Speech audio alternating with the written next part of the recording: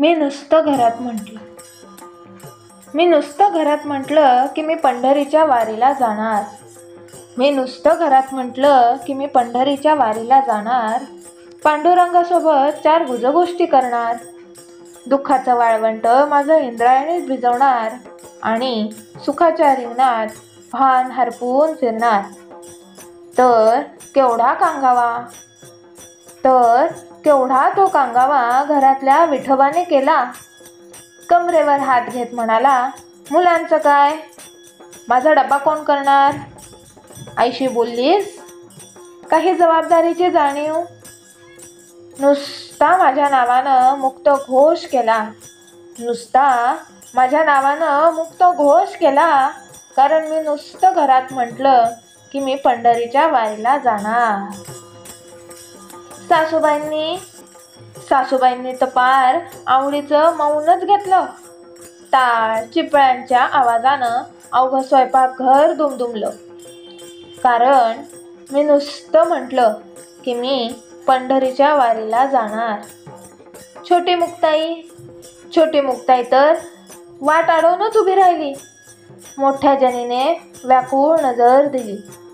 आई या नावाचा एकच गजर झाला. आईच्या टाहोचा एकच गजर झाला. कारण मी नुसतं घरात म्हटलं की मी पंढरीच्या वारीला जाणार. दारातली तुळस थरथरली. म्हणाली, अगं मला पाणी कोण घालणार. कपडे वाळत घालताना मन कोण मोकळं करणार. रांगोळी घालताना नवीन गणित कोण मांडणार.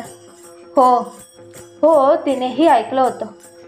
रांगोळीने ऐकलं होतं की मी नुसतं घरात म्हटलं मी पंढरीच्या वारीला जाणार. ती रांगोळी दारातूनच म्हणाली, तू थांब इथेच, नको करू वारी. हीच तुझी पंढरी भरला संसार घरी. पांडुरंगा हृदयी जन्मोजन्मी सलगी माझी. ती म्हणे, पांडुरंगा हृदयी जन्मोजन्मीची सलगी माझी. कळवीन सारी त्याला सुख दुःख तुझी. अगं विठुराया उभ्या जगाची माऊली. तुझ्या रूपानं त्याची घरी वावरते सावली. तू नुसतं आज म्हणालीस की तू पंढरीच्या वारीला जाणार. अगं माऊली बिना हा गाभारा मात्र रीता होणार. पण अगं माऊली बिना हा गाभारा मात्र रीता होणार. तू नको जाऊस वारीस. हीच तुझी पंढरी. विठ्ठलाची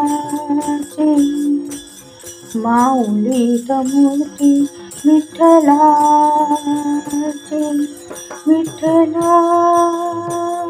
विठू माऊली तू माऊली जगाची. विठू माऊली तू माऊली जगाची. माऊली त मूर्ती विठ्ठलाची. माऊली त मूर्ती विठ्ठलाची.